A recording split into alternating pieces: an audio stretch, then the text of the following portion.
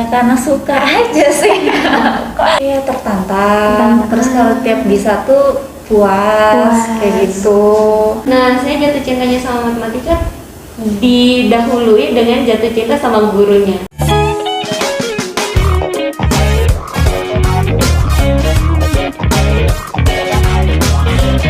Saya langsung dari kawasan Cilikriwut, 2 meter 2,5 Gedung Galton Post Group 101 KPFM mainkan musik terbaik di Palangkaraya. Halo. Selamat siang pendengar setia sekalian ya. Balik lagi nih bareng Wanda, tapi bukan di program Share KP. Kita balik di program talk show dan hari ini tentunya Wanda tidak sendirian. Mungkin pendengar setia sekali udah ada yang lihat gitu ya di Instagramnya KPFM Palangkaraya. Dan Wanda kali ini bersama dosen ya, yang cluenya ini ada clue mata kuliahnya ini adalah mata kuliah yang kayaknya jadi mimpi buruk banyak orang ya. Ada Mbak Dita dan Mbak Yuni di sini. Halo Kak, selamat siang. Selamat siang. Iya, baik. Enaknya dipanggil Kak apa Mbak ya? Bebas ya? Iya, bebas. Ada panggil pakai Mbak aja ya? Boleh. Oke, boleh dong. Mungkin dari kita perkenalan dulu nih ya, biar pendengar setia juga kenal sama masing-masing dosen-dosen matematika di UPR ini ya. Boleh dari Mbak siapa dulu? Ya dari saya. Dari Mbak Dita dulu ya. Oke, silahkan. Halo semuanya, perkenalkan saya Dita Monita, tapi biasanya dipanggil Dita aja gitu. Oke. Saya dosen di Prodi Matematika FMIPA UPR. Oke, baik. Udah berapa lama Mbak jadi dosen? Kalau jadi dosen itu dari 2019. Dari Nah, 2019. tapi itu statusnya belum sebagai dosen PNS. Kalau baik. sebagai dosen PNS-nya baru dari 2021 kemarin. Oke, dari 2021 ya. Oke. Kita beralih ke Mbak Yuni, boleh? Perkenalkan dulu Mbak. Halo, selamat siang nama saya. Lengkapnya Yuni Artabasani. Boleh dipanggil Yuni, boleh dipanggil Ane. Oke. Jadi saya sekarang sebagai dosen matematika di Universitas Palangkaraya. Oke, jadi Mbak berdua ini emang kesibukannya menjadi dosen ya di Universitas Palangkaraya dan dosen matematika. Iya, betul. Oke, baik. Oke, Wanda mau tanya nih sedikit tentang awal mula perjalanan karir gitu. Mungkin yang namanya karir gitu ya Mbak, yang pasti nggak mudah gitu. Pasti ada pasang surutnya, ada struggle-nya di sana. Mungkin boleh diceritakan mungkin biar jadi pelajaran juga bagi pendengar setia sekalian. Kita mulai dari Mbak Dita dulu. Oke, boleh dari saya dulu ya. Jadi mungkin aku ceritanya mulai dari lulus S1 dulu deh, karena di situ siap. pertama kali mungkin bisa dibilang karir saya. Nah, jadi waktu lulus S1 sebelum lanjut S2 itu saya ngisinya sih dengan ngajar les privat kayak gitu. Sengaja biar waktunya lebih fleksibel karena tahun depannya memang berencana untuk lanjut S2. Itu S2-nya 2017 sampai 2019. Nah, setelah lulus S2 itu saya sempat ngajar di bimbel ya, salah satu bimbel yang ada di Palangkaraya, sambil juga ngajar di UPR tadi, tapi belum sebagai dosen PNS gitu dari 2019. Baru kemudian 2021-nya keterima jadi dosen PNS di UPR, di Universitas Palangkaraya kayak gitu sih. Tidak terlalu bermacam-macam ya, guru les, ngajar sebagai dosen kayak gitu. Oke, dan lanjut sampai sekarang ya, baik.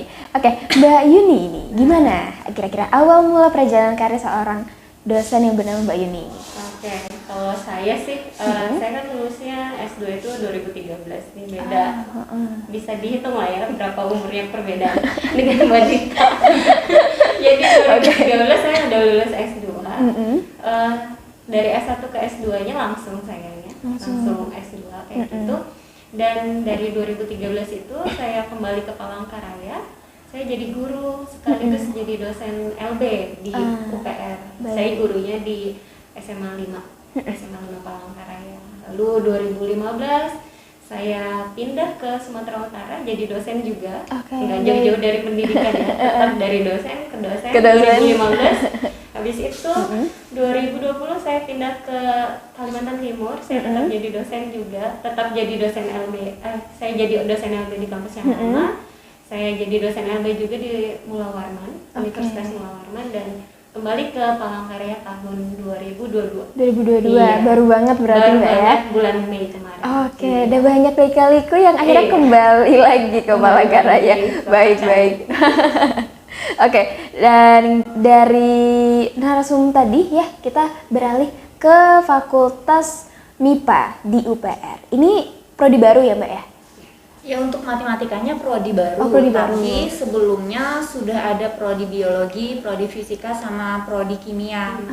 Dan baik. itu sudah sebenarnya kalau berdirinya dari 2017, cuman memang mahasiswa pertama prodi biologi, kimia, dan fisika tersebut udah dari 2018 kayak gitu. Jadi matematika ini kenapa kok baru saja? Karena memang dosen-dosennya tuh baru ada Baru gitu. ada. Baru Baik. ada. Makanya baru bisa berdiri tahun ini kayak gitu. Kalau boleh tahu nih Mbak, sepanjang dari awal didirikan sampai sekarang ini udah berapa banyak kira-kira mahasiswanya?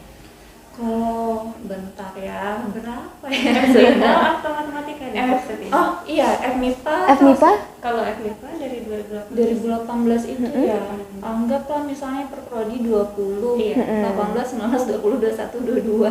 Iya, 4 kali 3 prodi 60 kali 3 mungkin ya 200 sampai 300 mahasiswa mungkin. Baik.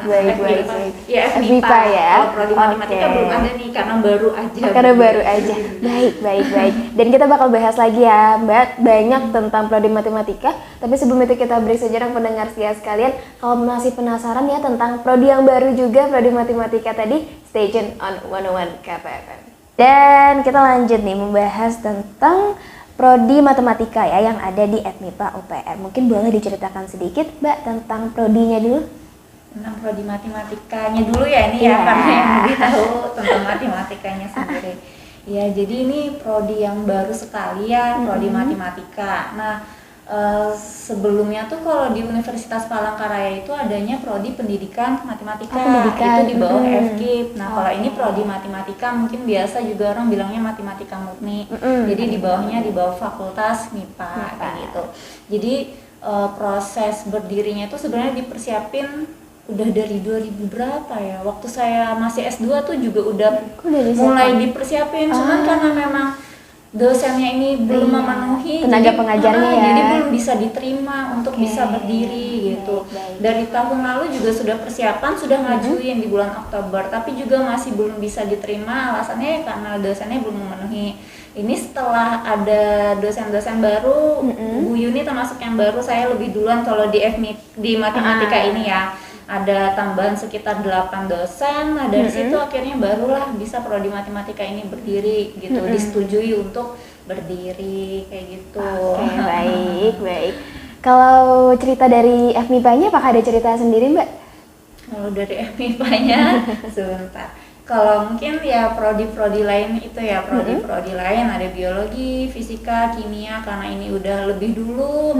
Jadi ya mereka udah lebih aktif, udah punya banyak kegiatan kalau di prodi-prodi lain kayak gitu. Mahasiswanya juga saya lihat tuh eksis gitu ya, sering ikut-ikut lomba, sering juara juga gitu. Beda banget kayaknya sama saya dulu gitu. Kayaknya cuma di kampus aja, ini mahasiswa sekarang keren-keren ya. Aku lihat mahasiswa prodi biologi, kimia, fisika tuh menurut saya keren-keren. Ya mungkin karena banyak dosen baru juga sih, karena masih semangat-semangat. Itu sih kayaknya salah satu kelebihan dari prodi-prodi di FMIPA tuh itu, karena dosennya banyak yang masih baru-baru, masih semangat-semangat, jiwa muda, yang up to date gitu. Jadi ngedorong mahasiswa untuk ikut banyak kegiatan juga gitu. Oke, baik. Tadi kesempat dengar kata Mbak Rita ini emang baru banget ya Mbak ya. Dan karena baru ya, dan baru menerima mahasiswa tahun depan, terus selama ini ngajarnya di mana nih Mbak? Nah, saya dulu ya. Kan saya di UPR tadi sebenarnya dari 2019 tuh jadi dosen luar biasa sebutannya.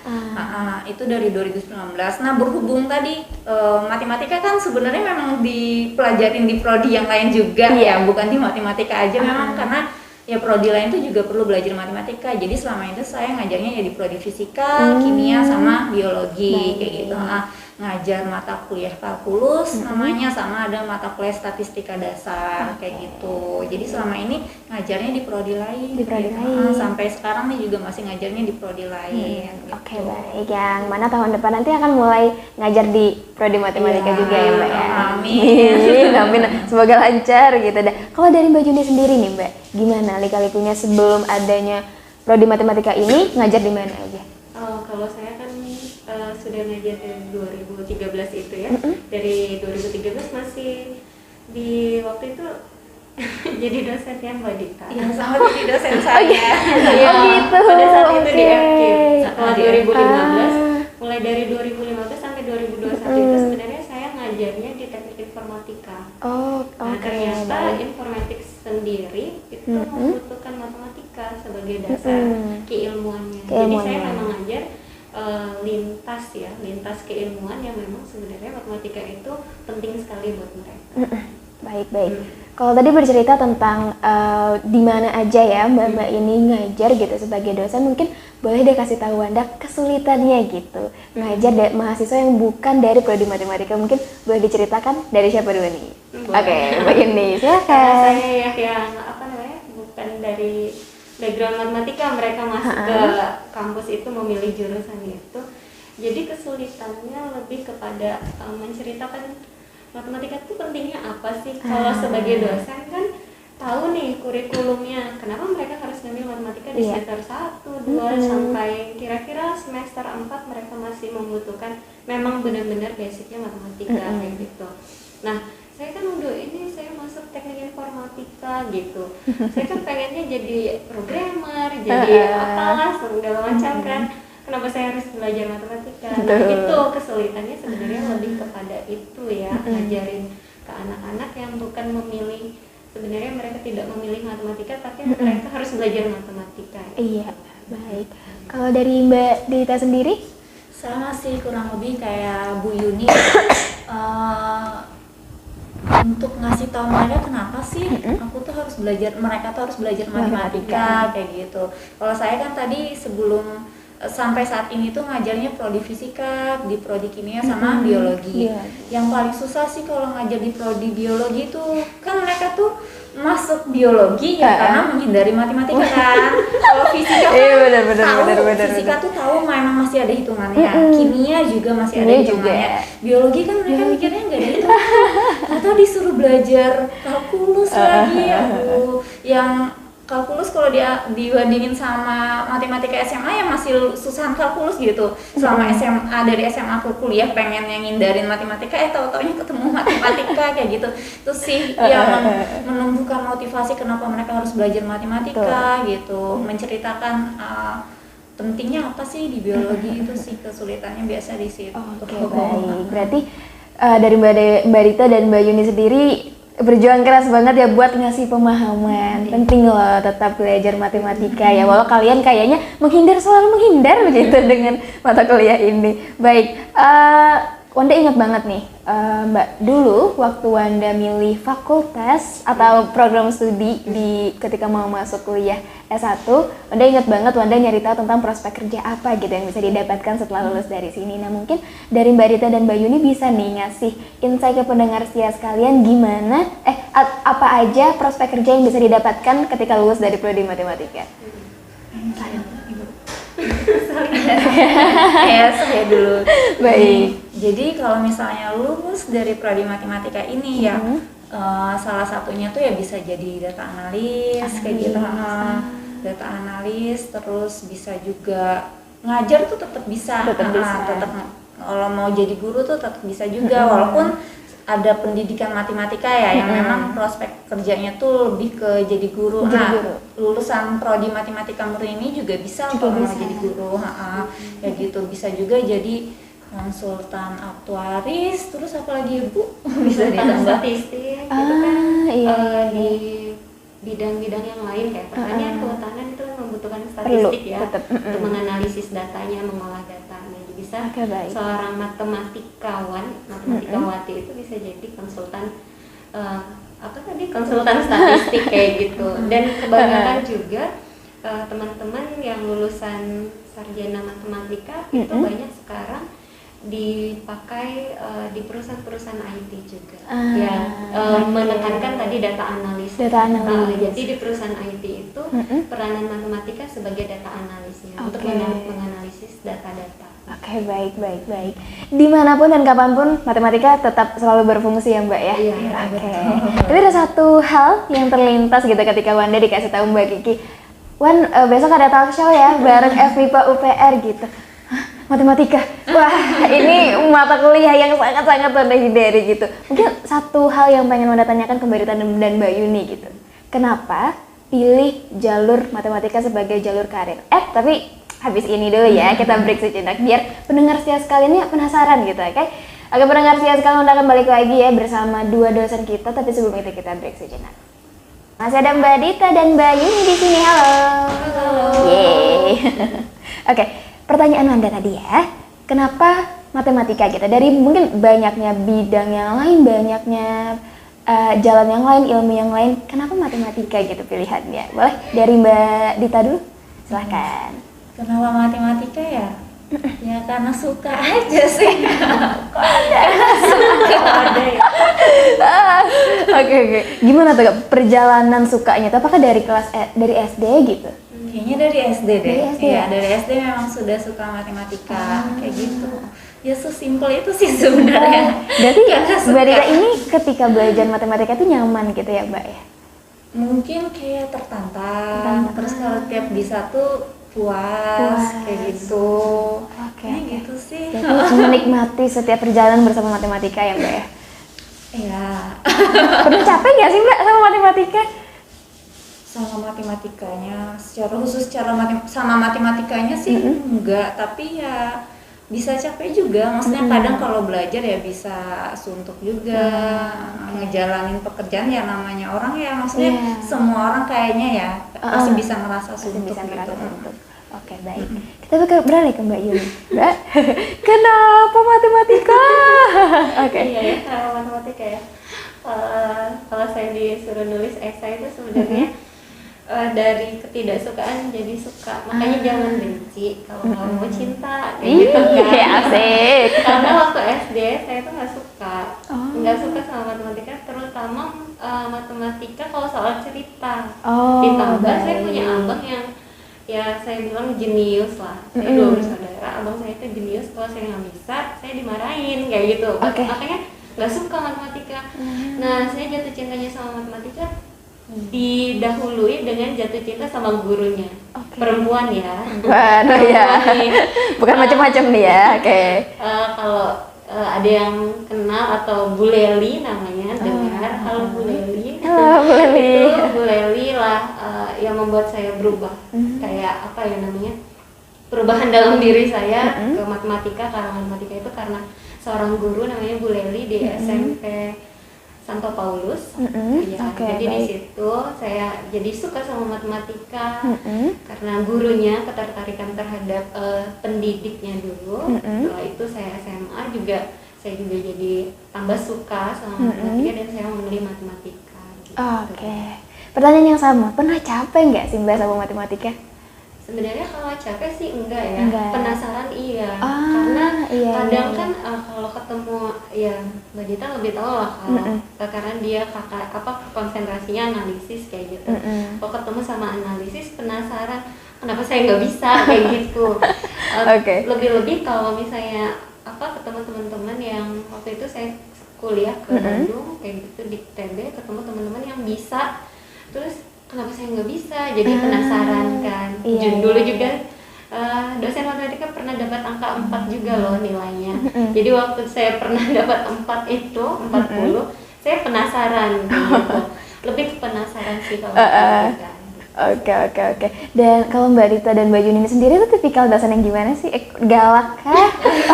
Atau yang biasanya ada ya, yang zaman sekarang itu ada dosen yang chill banget gitu, bahkan nongkrong bareng mahasiswanya gitu. Tapi masih ada juga beberapa dosen yang saya dosen gitu, harus menempatkan diri sebagai dosen. Tapi kalau Mbak Dita dan Mbak Yuni sendiri tipikal dosen yang gimana nih? Boleh dong ya. Saya sebagai dosen kayaknya mantan mahasiswa saya bisa jawab. Di review ya. Misal beda Bu. Iya. Gimana tuh? Kalau saya sih yang jelas saya tidak merasa galak ya.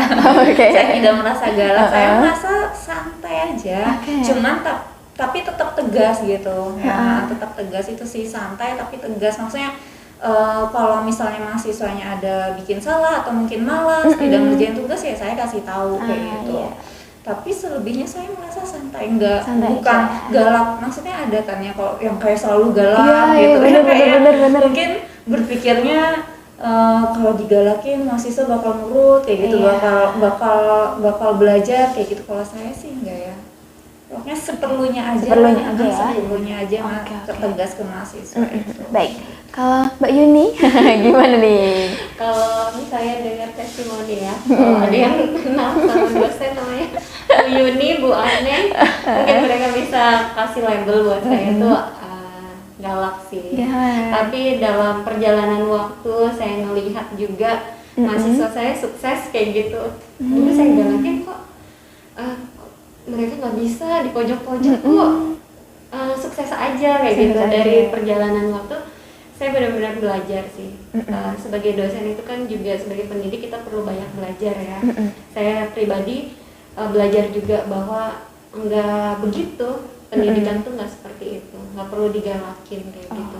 Karena ketika kita menempatkan mereka sebagai teman, ketika saya mengajar kan saya belajar juga kayak gitu.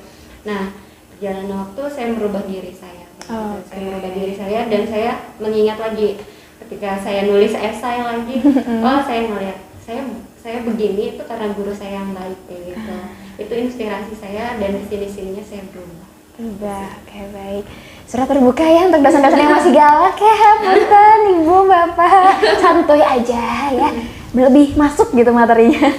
Oke, baik. Ada pertanyaan ini agak pribadi gitu ya, Mbak. Misalnya Wanda dan beberapa teman Wanda mungkin banyak yang kesulitan gitu ketika belajar matematika, dan kira-kira apa ya tipsnya biar bikin kita lebih enak dan lebih enjoy juga dalam belajar matematika gitu?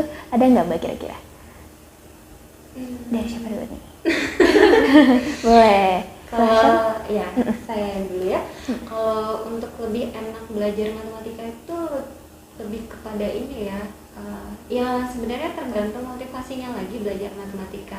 Butuhnya apa kayak gitu. Kalau kebutuhannya untuk berhitung ya apa ya? Belajarlah berhitung kayak gitu. Itu kan susah kan. Dan sekarang materi-materi pembelajaran itu kan udah bisa kita temui di banyak media gitu kan. Ketika kita nggak suka sama gurunya atau siapa yang menyampaikan, ya udah kita nggak usah pilih yang membuat kita jadi penghalang kita, jadi membuat kita stop untuk belajar. Jadi pilih aja media yang membuat kita senang untuk mempelajarinya, karena memang sebenarnya matematika sendiri kan bukan bicara tentang hitung-hitungan doang ya, tapi bagaimana membentuk seseorang untuk berpikir sistematis, membuat pola pikir yang lebih rasional kayak gitu. Itu sih yang perlu digarisbawahi kepada banyak orang, bahwa matematika tidak sekedar hitung-hitungan dan rumus. Baik. Dan kalau dari Mbak Dita sendiri gimana? Biar enjoy untuk belajar matematika ya mungkin pokoknya kadang itu ya orang-orang suka mikir sulit duluan kayak gitu, atau mungkin alergi duluan gitu ngeliat angka-angka tambah kali kayak gitu.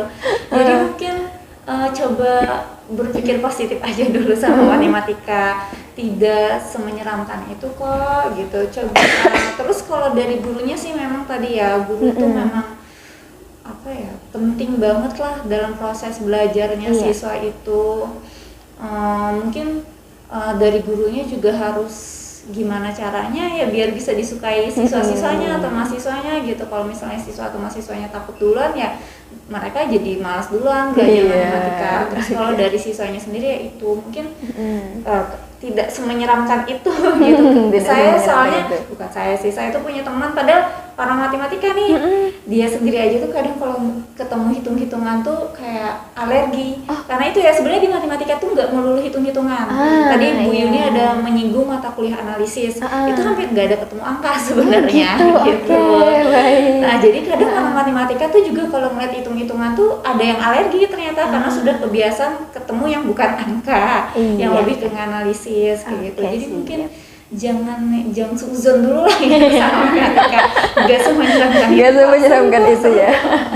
Oke, baik. Dan itu tadi pertanyaan dari pendengar setia kita ya Mbak ya, dari Joni di Giobos. Oke, paham ya Joni ya, semoga makin senang dan makin enjoy gitu karena udah dapat tips juga dari para dosen-dosen FMIPA UPR. Oke.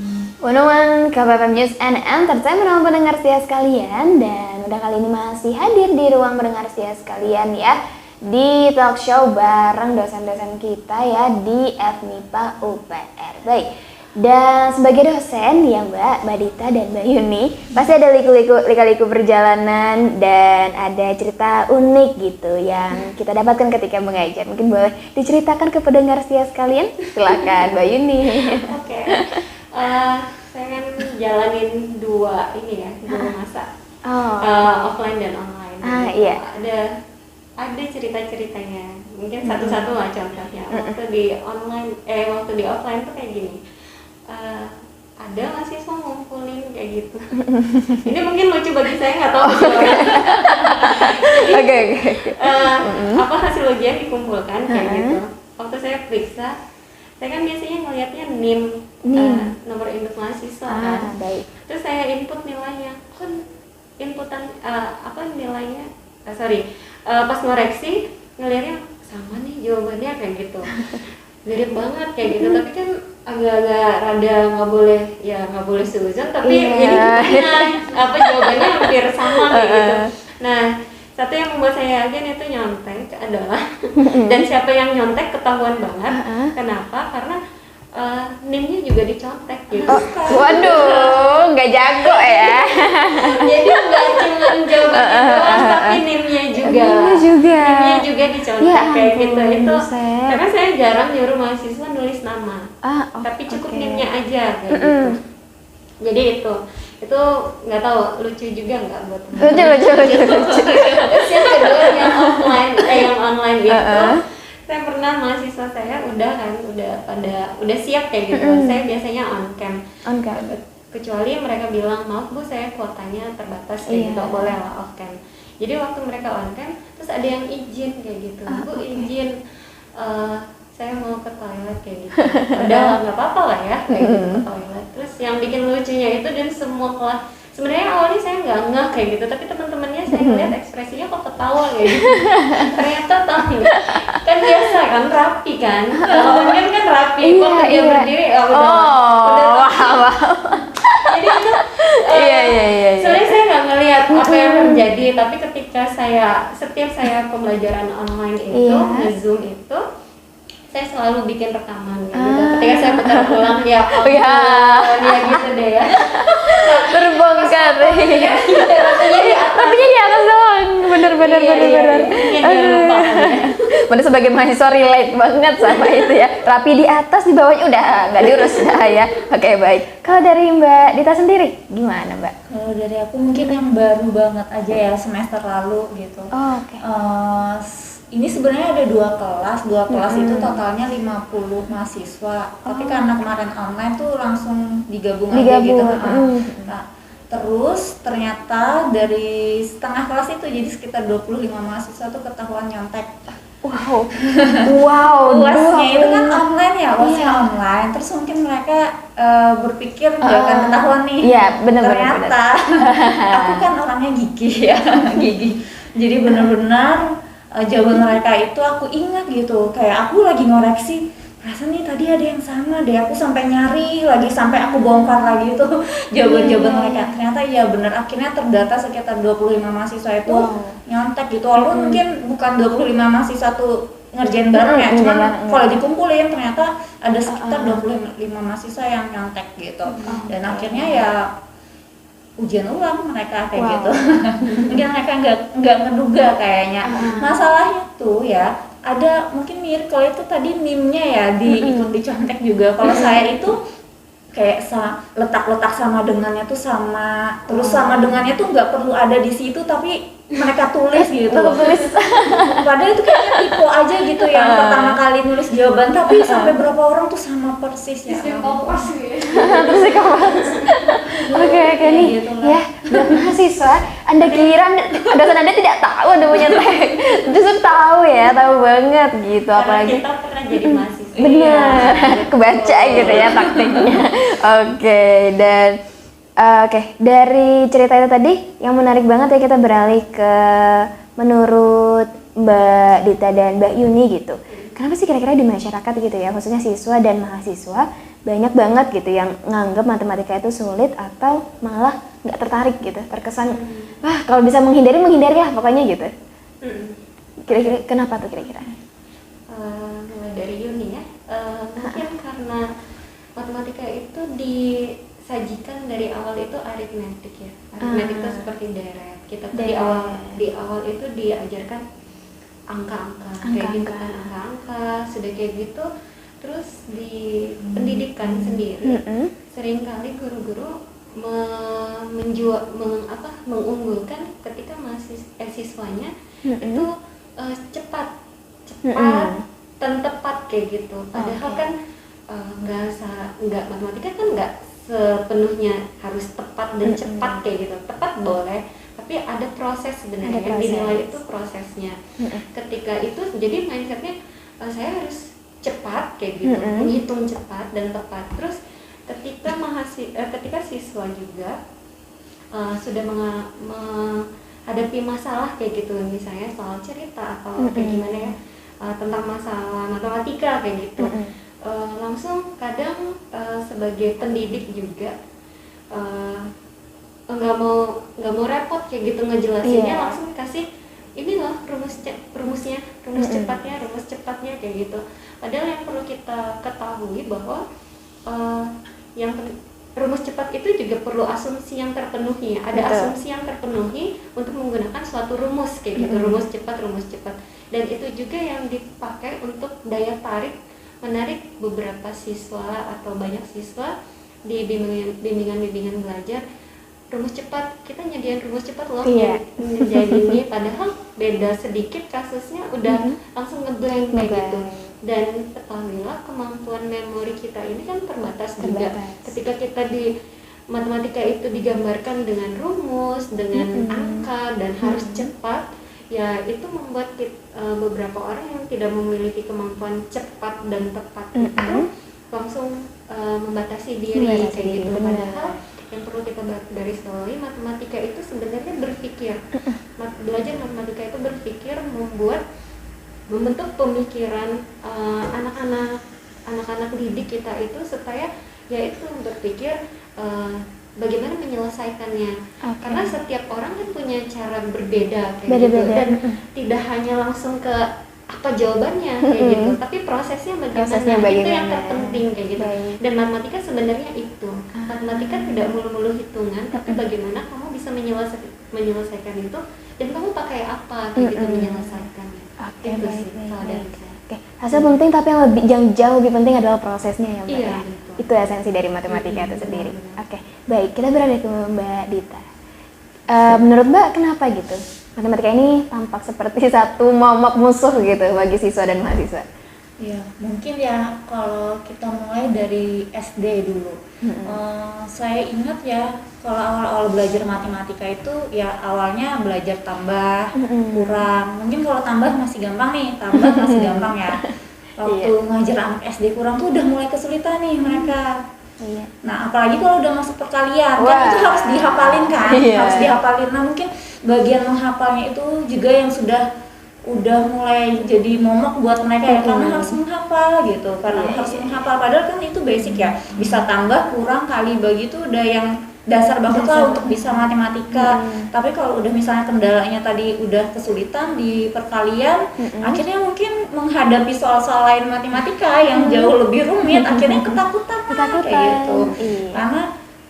Karena yang basicnya aja tuh belum mereka belum bisa. Kalau saya dulu sih di SD itu memang wajib banget dulu sama gurunya harus menghafal perkalian. Dan karena saya murid yang takut dimarahin, yang nggak mau ya harus dihafalin kan ya.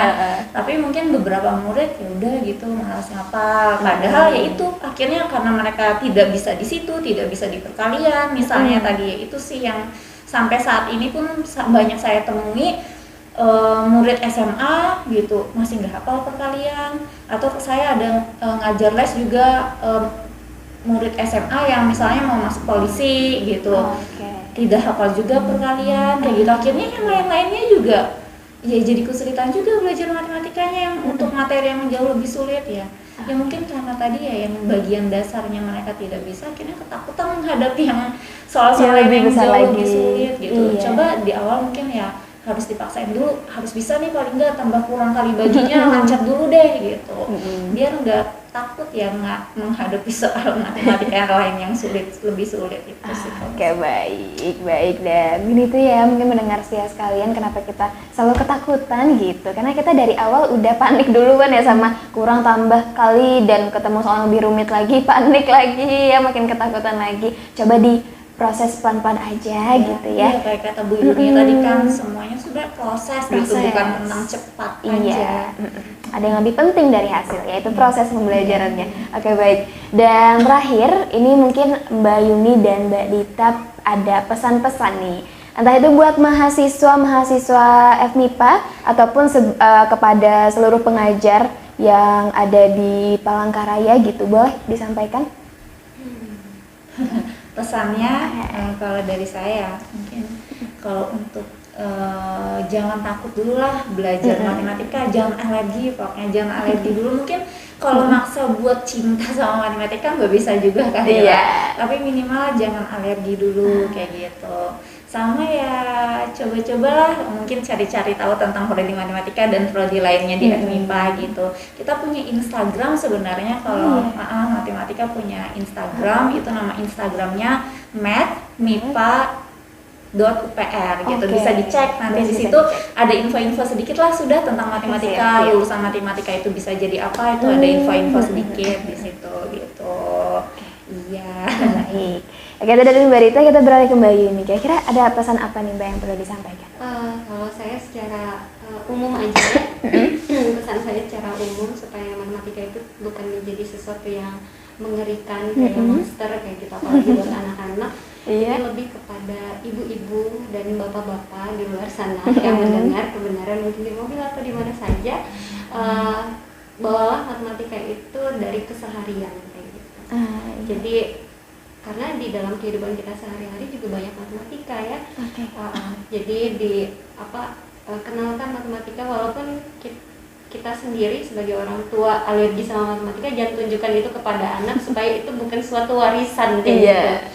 Tapi sembunyikan ketakutan itu, sebagai orang tua ketakutan itu disembunyikan, tapi ajarkan anak-anak tuh dari sekitar kayak gitu, dari apa yang ada di sekitarnya.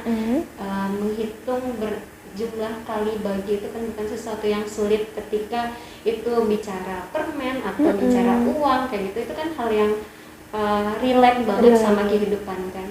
Dan sebenarnya matematika itu ya itu sebenarnya bukan rumus-rumus aja, tapi bagaimana high order thinkingnya yang dibangun kayak gitu untuk anak-anak di zaman sekarang. Jangan anti sama matematika, please kayak gitu. Kita kalau dibilang matematika monster, kayaknya dosennya juga kayak monster gitu ya. Janganlah ya, kita baik-baik kok. Baik, oke, baik. Semoga pesan dari Mbak Rita dan Mbak Yuni tadi ya bisa sampai ke pendengar setia sekalian, dan harapannya makin banyak lagi ya Mbak ya, siswa yang excited gitu sama pelajaran matematika. Karena ini sesungguhnya penting banget di kehidupan sehari-hari ya. Oke, Wanda mau ngucapin terima kasih banget buat Mbak Rita dan Mbak Yuni udah ngasih ceritanya, udah meluangkan waktunya untuk pendengar setia 101 KPFM ya. Semoga nanti bisa main-main lagi ya ke 101 KPFM. Oke. Terakhir deh, satu kata buat matematika. Satu kata aja. Berpikir. Oke, Mbak Rita? Menantang. Oke, berpikir dan menantang. Itu definisi matematika menurut Mbak Rita dan Mbak Yuni. Oke, baik. Pendengar setia sekalian, terima kasih udah nemenin Wanda ya, dan dosen dari FMIPA UPR juga di talk show pada kali ini. Semoga informasi yang disampaikan juga bisa bermanfaat buat pendengar setia sekalian. Oke, Wanda pamit, Mbak Dita dan Mbak Yuni juga pamit ya. Sampai jumpa di talk show selanjutnya. Bye-bye.